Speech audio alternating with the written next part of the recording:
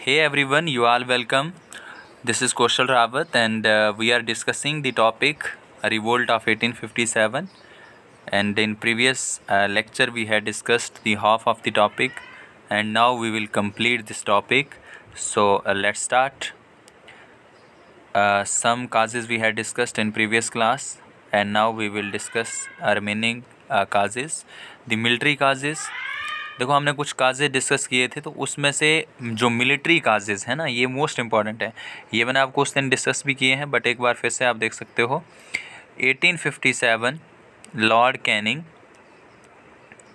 1857 Lord Canning government passed the general service enlistment act Indian soldier station outside India. ठीक है, government ने क्या किया कि एक एक्ट पास किया, ये है लॉर्ड। ठीक है, Canning government pass the act. इस एक्ट का क्या नाम था? General service enlistment act.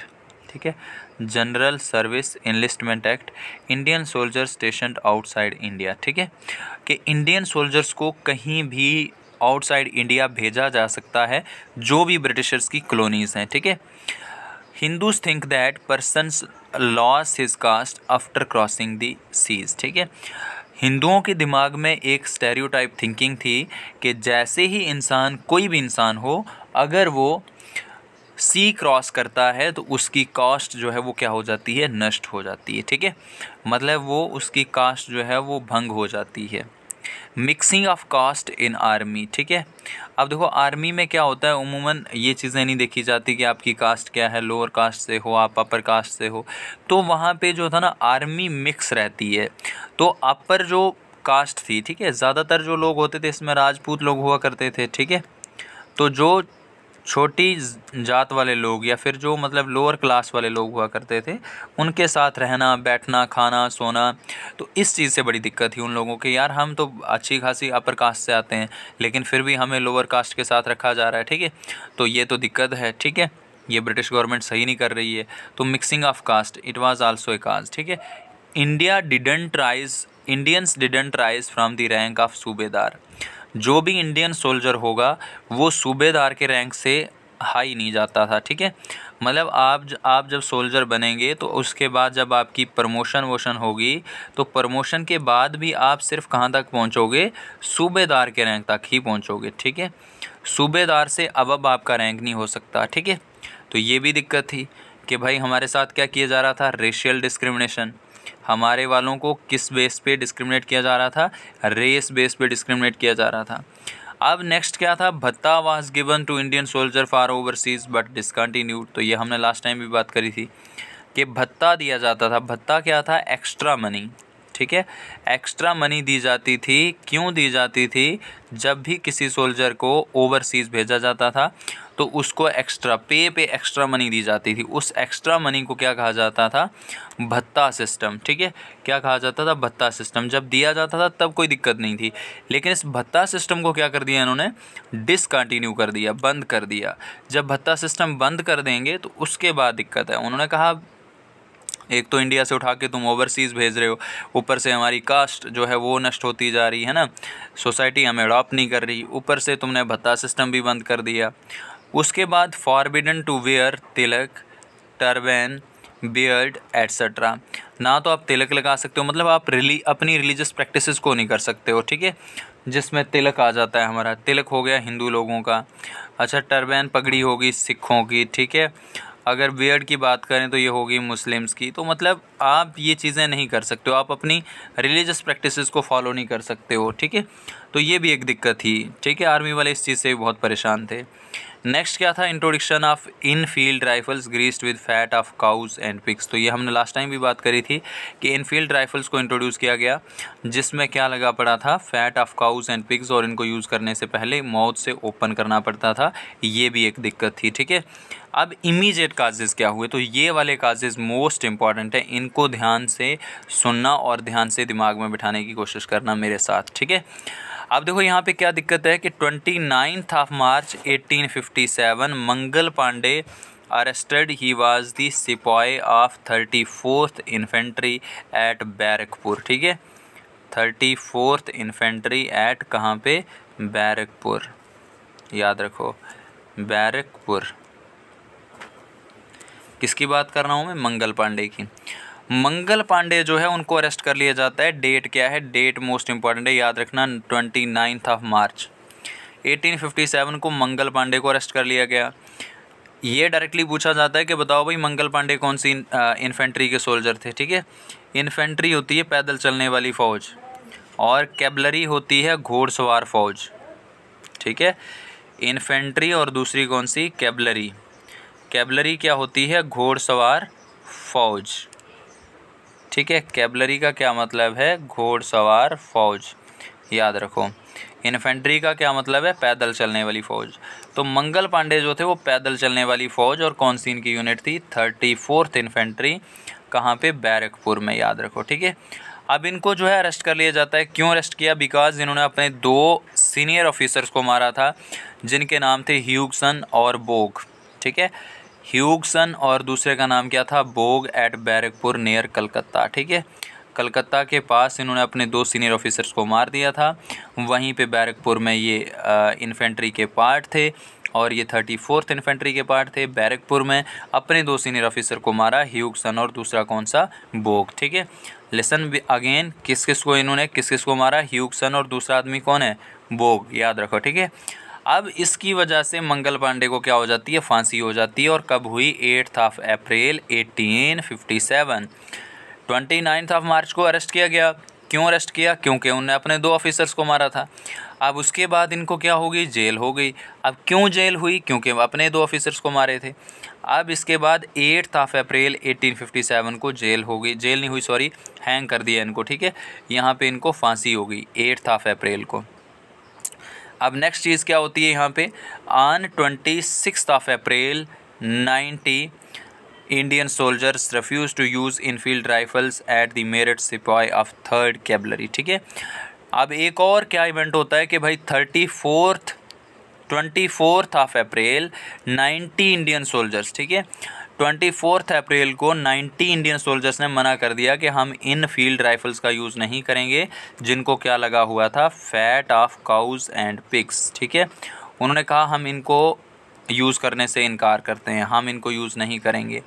और ये 90 सोल्जर जो थे ये मेरठ यूपी में सिपाही ऑफ 3rd कैवलरी के सिपाही थे, ठीक है। अभी आपने पढ़ा मंगल पांडे वाज दी सिपाही ऑफ विच इन्फेंट्री, तो बताओ ज़रा जल्दी से मुझे कौन सी इन्फेंट्री थी? अभी हमने पढ़ी 34th इन्फेंट्री, कहाँ की? आपने पढ़ा बैरकपुर, ठीक है। ये कौन सी है? 3rd कैवलरी, कहाँ की? मेरठ की। और ये वाला वाक़या क्या है? 24 अप्रैल क्या हुआ यहाँ पे? तो हमने पढ़ा कि यहाँ पे कितने सोल्जर्स ने मना कर दिया? 90 सोल्जर, कि we will not use Enfield rifles. अब क्या होता है कि 9 मई 85 ऑफ देम वर डिसमिस्ड, 85 को जेल में डाल दिया जाता है। कितने साल के लिए? 10 साल के लिए, ठीक है। 10 साल के लिए इनको जेल में डाल दिया जाता है। कब? तो याद रखो 9 मई। अब इसके बाद क्या हुआ? It sparked of the general mutiny among the Indian soldier station at Meerut. बाकी वाले जितने भी मेरठ में इनके कलीग्स थे उन सबको गुस्सा आया। उन्होंने कहा भाई अब नहीं छोड़ेंगे हम इनको, हमारे इतने सोल्जर्स को इन्होंने जेल में डाल दिया, और वो भी 10 साल के लिए। तो ये लोग निकले यहाँ से, और 10 May they release their commanders, they release their comrades, killed their officers and unfurled the banners of revolt, ठीक है। और 10 मई में इन्होंने जा कर के क्या किया? अपने सारे दोस्तों को छुड़वाया, और छुड़वाने के बाद इन्होंने क्या स्टार्ट कर दिया? रिवोल्ट स्टार्ट कर दिया, ठीक है। तो it is the exact date of revolt, याद रखो। रिवोल्ट स्टार्ट कब हुआ अगर कोई पूछे आपसे? तो 10 मई 1857, ठीक है। तो देखो अब हमने क्या पढ़ा? Soldiers and civilians shouting the slogan मारो फिरंगियों को, ठीक है। अब देखो क्या चीज़ हमने पढ़ी कि यहाँ पे क्या हुआ? 29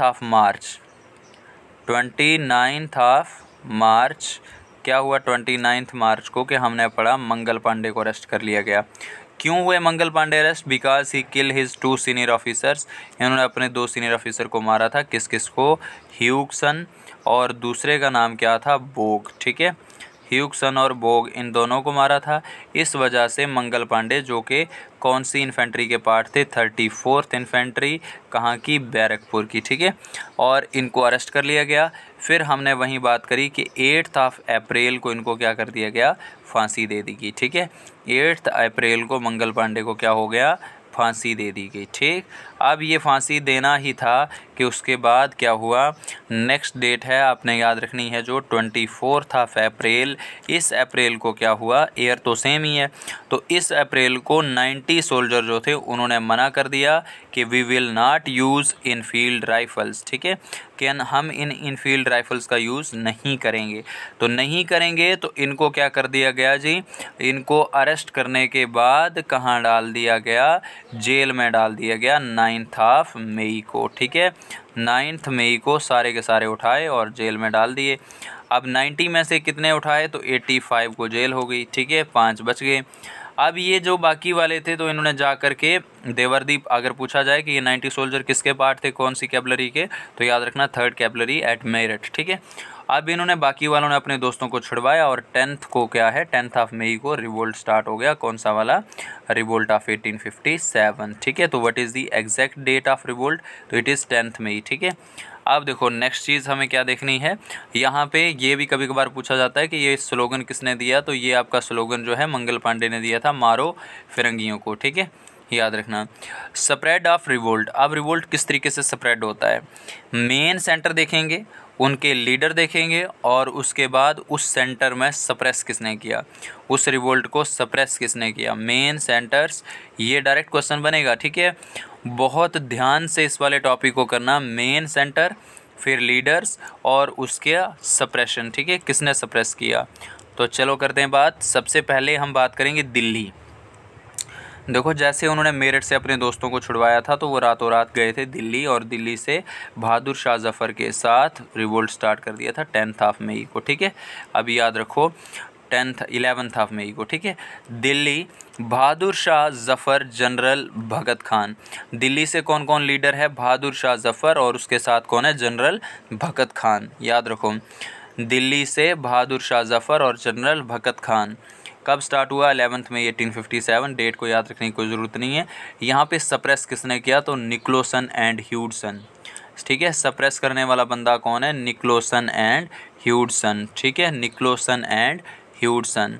उसके बाद लखनऊ से बात करते हो तो लखनऊ में थी बेगम हज़रत महल, बेगम हज़रत महल, और यहाँ पे किसने सप्रेस किया, कॉलिन कैंपबेल, हेनरी लॉरेंस, ठीक है, कॉलिन कैंपबेल और उनके साथ दूसरा कौन था, हेनरी लॉरेंस, कॉलिन कैंपबेल और हेनरी लॉरेंस, ठीक है। क्लियर हुआ यहाँ तक। अब मुझे बताओ दिल्ली से कौन था, तो अभी अभी आपने पढ़ा बहादुर शाह जफ़र जो कि लास्ट रूलर थे, और इनके साथ दूसरा कौन था, तो जनरल भगत खान, ठीक है, कौन था, जनरल भगत खान, ठीक। क्लियर हुआ। अब नेक्स्ट क्या है कि भाई हमने पढ़ा लखनऊ से कौन था, तो अभी अभी आपने बात करी, मुझे बताओ ज़रा लखनऊ से कौन है। लखनऊ से हमने पढ़ा बेगम हज़रत महल, ठीक है, कौन सी बेगम, बेगम हज़रत महल, ठीक है। Is it clear. आगे बढ़ते हैं। झांसी से कौन था, तो रानी लक्ष्मीबाई और उनके साथ कौन थे, तांत्या टोपे। तो ये जो फीमेल है ना, इनको तो मोस्ट याद रखना आप। झांसी से रानी लक्ष्मीबाई, तो ये तो सबको क्लियर है, लेकिन आपने लखनऊ वाला याद रखना कि लखनऊ से बेगम हज़रत महल। यहाँ पे सप्रेस किसने किया, ह्यूग रोज़, ठीक है, रोज़ याद रख लो, ठीक है। किसने सप्रेस किया यहाँ पे, ह्यूग रोज़, ह्यूग रोज़ ने सप्रेस किया।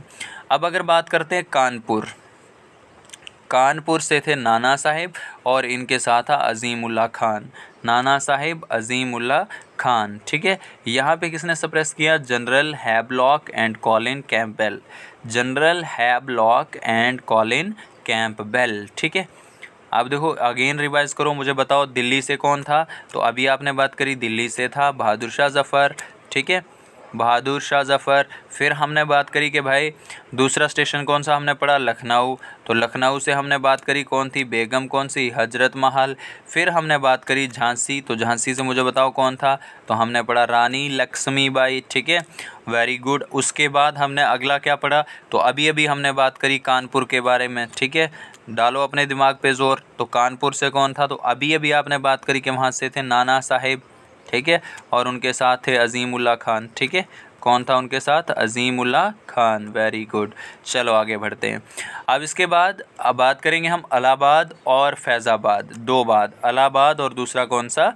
फैज़ाबाद। इलाहाबाद से है लियाकत खान, एल से याद रख लो, लियाकत खान। फैज़ाबाद से कौन है? मौलवी अहमदुल्ला। ठीक है, लियाकत खान, मौलवी अहमदुल्ला। अब इलाहाबाद में सप्रेस किसने किया? तो जेम्स नील। देखो एक ही बंदा दोनों जगह पे, ठीक है, तो ये बहुत इजी हो गया हमारे लिए। इलाहाबाद लियाकत खान और जेम्स नील सप्रेस करने वाला आदमी। फैज़ाबाद से मौलवी अहमदुल्ला। ठीक है, फैज़ाबाद से कौन? मौलवी अहमदुल्ला। अब बात करते हैं हम जगदीशपुर बिहार में। ठीक है, जगदीशपुर बिहार, बाबू कन्वर सिंह और अमर सिंह। ठीक है, कौन सा वाला बाबू? तो याद रखो बाबू कौन सा वाला? कन्वर सिंह, बाबू कन्वर सिंह। ठीक है, बाबू कन्वर सिंह और दूसरा कौन सा? अमर सिंह। ठीक, बाबू कन्वर सिंह और दूसरा कौन? अमर सिंह। ठीक है, यहाँ पे किसने सप्रेस किया? विलियम टेलर और विंसेंट आयर। ठीक है, विलियम टेलर और विंसेंट आयर। ठीक, बरेली से कौन था? तो खान बहादुर खान। जून 1857 विंसेंट आयर, यहाँ से भी सप्रेस किसने किया? विंसेंट आयर ने। अब ये उत्तर प्रदेश से शामल। खरवार ट्राइब ऑफ झारखंड से नीलांबर एंड पीताम्बर। ठीक है, तो देखो अभी क्या हमने पढ़ा, हम पढ़ रहे हैं सेंटर, लीडर्स एंड सप्रेशन। तो जल्दी से मुझे बताओगे सेंटर और सेंटर का लीडर। ठीक है, जल्दी से बताओ सेंटर का लीडर। तो हमने पहले बात करी दिल्ली, बताओ दिल्ली से कौन था? जल्दी से दिमाग पे जोर डालो। बहादुर शाह जफ़र। कौन था? बहादुर शाह जफ़र। उसके साथ जनरल कौन सा वाला? भगत खान। ठीक है, कौन? भगत खान। उसके बाद हमने दूसरी बात करी लखनऊ, तो बताओ लखनऊ से कौन है? तो लखनऊ से हमने बात करी, लखनऊ से बेगम कौन सी? बेगम हज़रत महल। Very good. उसके बाद हमने बात करी लखनऊ के बाद हम चले गए झांसी, है ना, झांसी से बताओ, होप सो आपको याद आ गया होगा दिमाग में। तो झांसी से रानी लक्ष्मीबाई। ठीक है, कौन थी? रानी लक्ष्मीबाई। और इनके साथ कौन थे? तात्या टोपे। ठीक है, वेरी गुड, क्लियर। आगे हम चलते हैं कानपुर, तो कानपुर से हमने बात करी। कानपुर से कौन था? तो हमने बात करी वहाँ से तो नाना साहिब थे। नाना साहिब अडॉप्टेड सन थे बाजीराव सेकंड के, इनको भी राजानी पेशवानी बनने दिया था। नाना साहिब के साथ दूसरा आदमी कौन था? तो हमने बात करी अजीमुल्लाह खान। ठीक है, कौन था? अजीमुल्लाह खान। वेरी गुड, आगे बढ़ते हैं। इसके बाद हमने बात करी कानपुर के बाद इलाहाबाद, है ना, इलाहाबाद। तो अब मुझे बताओ इलाहाबाद से कौन था? तो हमने बात करी एल से लियाकत खान। ठीक है, उसके बाद हमने बात करी फैज़ाबाद। फैज़ाबाद से कौन है? तो हमने बात करी यहाँ पे मौलवी था कोई, है ना, मौलवी अहमदुल्ला। ठीक है, मौलवी अहमदुल्ला। उसके बाद हमने बात करी जी जगदीशपुर। ठीक है, जगदीशपुर, तो जगदीशपुर से कौन था? तो अभी भी आपने पढ़ा कोई बाबू था, क्या नाम था? बाबू कन्वर सिंह। बाबू कन्वर सिंह और बाबू अमर सिंह, है ना, बाबू कन्वर सिंह और अमर सिंह, तो याद रखो दोनों। उसके बाद बरेली से हमने बात करी, तो वहाँ से खान बहादुर खान। बरेली से कौन? खान बहादुर खान। फिर हमने बात करी यूपी, तो यूपी से कौन? शामल। फिर हमने बात करी आपके झारखंड से, तो झारखंड से कौन? नीलांबर और पीताम्बर। ठीक है, चलिए आगे बढ़ते हैं। अभी फेट ऑफ लीडर्स, फिर लीडर्स के साथ क्या हुआ जब हम ये रिज़ल्ट क्या हुआ? देखो अगर पूछा जाए कि रिज़ल्ट क्या हुआ इस रिवोल्ट का, तो रिज़ल्ट क्या हुआ कि हम हार गए यहाँ पे, इंडियन लॉस। ठीक है, इंडियन लॉस, इंडियन हार गए यहाँ पे। और उसके बाद क्या हुआ? देखो अब हार गए हम, तो हमारे ये जितने लीडर पड़े आपने, इनके साथ क्या हुआ? Bahadur Shah deported to Rangoon where he died 1862। Bahadur Shah को म्यांमार रंगून जेल में डाल दिया गया और वहाँ इनकी डेथ हो गई कब? 1862 में। नाना साहिब डिफीटेड एट कानपुर, नाना साहब को हरा दिया गया कानपुर में। एस्केप टू नेपाल, और ये भागे वहाँ से नेपाल इन अर्ली 1859। ठीक है, नाना साहिब नेपाल भागे। आपने याद रखना है दो लीडर, एक नाना साहिब और दूसरा कौन? बेगम हज़रत महल। ये दोनों नेपाल भागे, बाकी सारे के सारे मारे गए। ठीक है, बाकी सारे के सारे मारे गए। तात्या टोपे के साथ क्या हुआ? एस्केप्ड इनटू जंगल, ये जंगल में छुप गए थे, but was captured while sleep in 1859। जब ये सोए थे उस समय पे इनको कैप्चर कर लिया गया और बाद में मार दिया गया। ठीक है, वाइल स्लीप इन जंगल। ठीक है, उसके बाद बात करते हैं रानी लक्ष्मीबाई, तो he died in the battle field, ये लड़ते लड़ते मरी गई थी, इनकी डेथ हो गई अर्लियर इन जून 1858, ठीक है, 1858 में इनकी डेथ हो गई। उसके बाद कंवर सिंह, बकत खान, खान बहादुर खान, मौलवी Ahmadullah were all died while Begum of Awadh hide इन नेपाल, लेकिन जो बेगम ऑफ अवध है, बेगम हज़रत महल, ये भी भागी कहाँ पे, नेपाल। तो याद रखो भागे कौन कौन, नाना साहेब, और नाना साहेब के साथ दूसरा कौन है, बेगम हज़रत महल, ठीक है, ये जो नेपाल भागने वाले, ठीक है। अब उसके बाद फेलियर के काज क्या रहे, ठीक है, वाई द रिवोल्ट फेल, हम फेल क्यों हुए, तो व्हाट वर द काजेज, ठीक है, व्हाट वर दी काजेज, तो आपने बताना है कि भाई काज क्या रहे थे, ठीक है। तो क्या काजेज रहे यहाँ पे, पहला है non participation of all classes, सभी क्लासेस ने पार्टिसिपेशन नहीं करी इंडिया की, ठीक है। Are arms and weak arms and equipments, ठीक है, या lack of arms and equipments, lack of equipments, आपके पास अच्छे इक्विपमेंट्स नहीं थे, आपके पास अच्छे आर्म्स नहीं थे, वेपन्स नहीं थे, जिस वजह से हम हार गए, ठीक है। उसके बाद याद रखो नो स्पेसिफिक गोल, आपके पास कोई स्पेसिफिक गोल नहीं था। देखो जैसे हम फ्रीडम मूवमेंट्स की बात करते हैं ना, जो गांधी ने स्टार्ट करी, तो उस समय पे हमारे लोगों के पास गोल क्या था, यहाँ पे नो स्पेसिफिक गोल, उस समय पे गोल क्या था, फ्रीडम। इनके पास कोई गोल ही नहीं है, कोई लड़ रहा है कि भाई मेरे से ज़मींदारी छिन गई, कोई लड़ रहा है कि मेरे से भाई राजगद्दी छिन गई, कोई लड़ रहा है मेरे पे बहुत ज़्यादा टैक्स है, ठीक है, कोई लड़ रहा है मुझे दिल्ली से हटा दिया। तो मतलब हर एक का अलग अलग गोल है, स्पेसिफिक गोल नहीं है, कॉमन गोल नहीं है, ठीक है, किसी का भी कॉमन गोल नहीं है। उसके बाद नॉन कोऑर्डिनेशन, नॉन कोऑर्डिनेशन, ठीक है, कोऑर्डिनेशन नहीं दिखा इनके बीच में। कोऑर्डिनेशन क्यों नहीं दिखा, क्योंकि यहाँ पे कोऑर्डिनेशन कैसे होना था, देखो कोई लड़ रहा बरेली से, कोई लड़ रहा दिल्ली से, कोई लड़ रहा लखनऊ से, मतलब जो एक कोऑर्डिनेशन चाहिए था वो कोऑर्डिनेशन नहीं मिला यहाँ पे, ठीक है।